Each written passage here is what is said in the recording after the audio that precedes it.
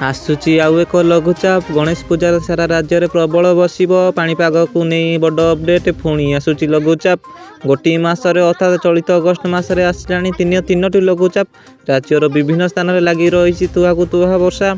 तेबे पुणी बंगोपसागर में लघुचाप आसुवा नहीं सूचना देती भुवनेश्वर स्थित आंचलिक पाणीपाग विभाग केन्द्र गणेश पूजार भिजिब सारा ओडिशा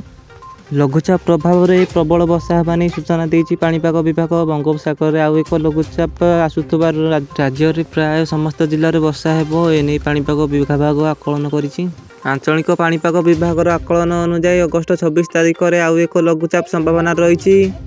उत्तर बंगोपसागर सृष्टि हेब घूर्णिबलय पर ताहा अधिक घूर्णीभूत हो लघुचाप रूप नहीं अधिक संभावना रही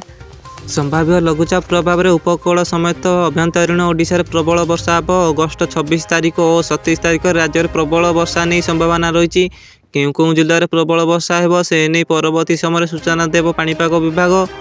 एपटे आगामी 3 घंटा ट्यून सिटी को वर्षा अलर्ट जारी करा जायछि प्रबल वर्षा हेबा नहीं कटक भुवनेश्वर को येलो वार्निंग जारी करिछि पाणीपाग विभाग से ही ढेंकानाल जाजपुर जगतसिंहपुर को अलर्ट जारी करा जायछि पुरी केन्द्रापड़ा भद्रक और बालेश्वर को भी अलर्ट जारी लगाण वर्षा भिजुची उपकूल ओडिशा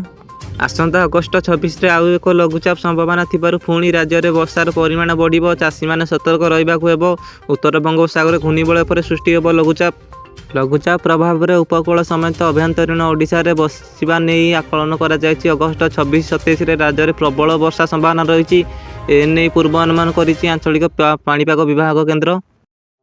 वीडियोटी भल लगी गोटे लाइक करंतु एवं चैनल को नुआ आसने गोटे सब्सक्राइब कर दियंतु।